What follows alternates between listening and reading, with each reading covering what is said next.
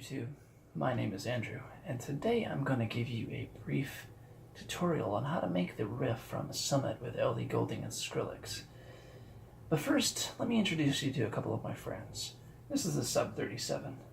What a magical piece of equipment by Moog.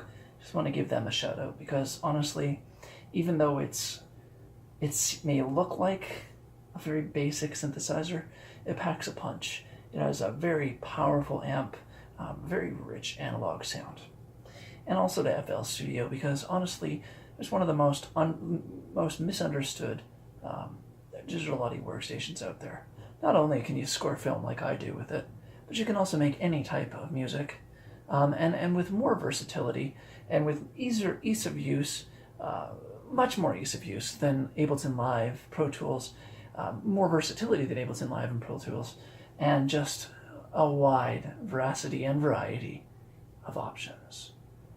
So today, let's show you the riff, and then we'll show you how to get there. It's only going to take 2 seconds. It's really quick.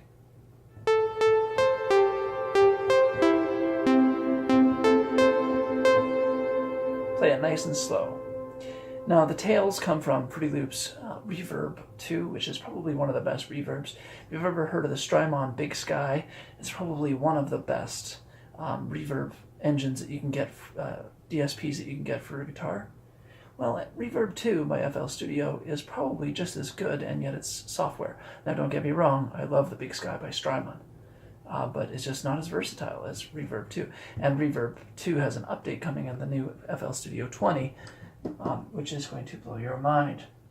So let's create a new preset. I'm just going to go back to that same preset because I didn't save anything. Just a saw. So that's what we're working with, is a saw.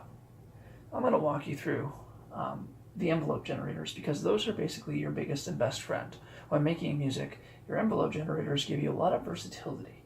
So does your filter, obviously, and your low frequency oscillators, your LFOs. These are things that give you a lot of power. So what we're going to do is the first thing, and very most important thing we're going to do, is we're going to go to the amplitude envelope generator. I'm going to turn the attack down, turn the sustain down. I'm going to crank the decay up, for now, all the way. The release, we're going to put it at about 75%. That's where I put it before anyways, so why not keep it where it is. Now you'll hear what it sounds like.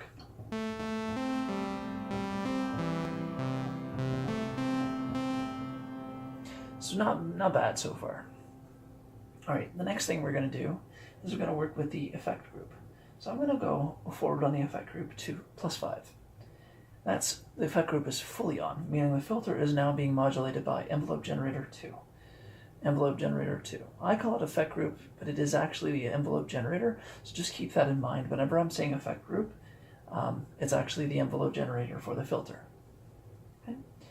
Attack all the way off and sustain all the way off, and the reason why is the attack and the sustain need to correspond with each other. If there's no attack in the amplitude generator, there will be no attack no matter what you do in the filter generator. Okay, so remember that. Decay, I'm going to put it about the same. If you put it too low, it's going to have a difficulty reaching the high end of the filter. It's not going to get up to 20 kilohertz. Right? It won't get up to 20 kilohertz. It's not going to be difficult. It just won't do it. And then we're going to do the same thing with the release. We're going to try and put it somewhere close.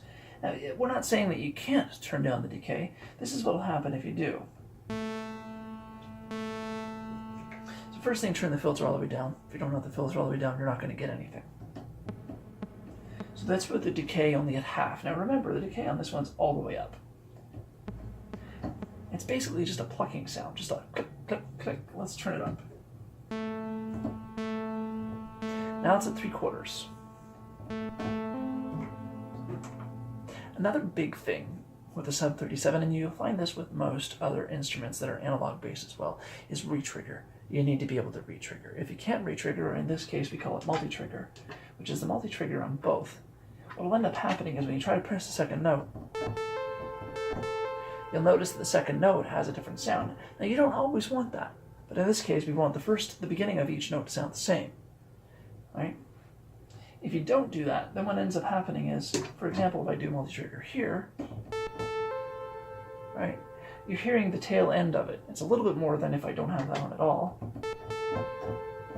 But if I keep on going, you get nothing. Now if I put multi-trigger on here, nothing. Absolutely nothing. And the reason why that is because it's only triggering the keys once every time it goes through that envelope generator. And so, or they're only allowing the keys to trigger once to affect that envelope generator. If you put multi-trigger on, it affects it more than once. It can affect it as many times. It starts anew every time you press a key. Now we're going to go up here and do the envelope generator. And now every note is going to sound new. So multi-trigger on both. Next thing we're going to do is we're going to turn down or up the release.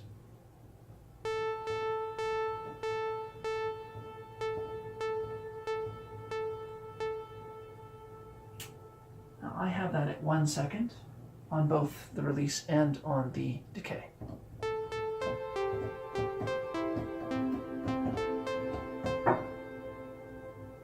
And that sounds a lot like the original. Turn up the oscillator, throw in some drive.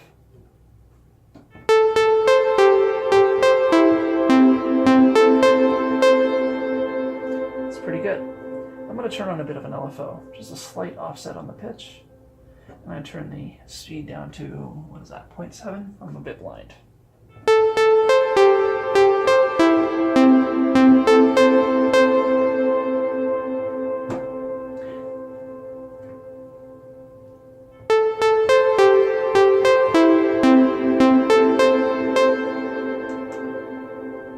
Alright, now let's hear the sub bass.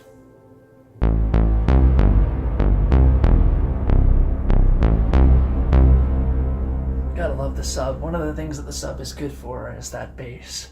Absolutely fantastic. I've got the Matrix Brute, and even the Matrix Brute doesn't sound like the sub. Alright, YouTube, that's all I got for you today. Have a good one.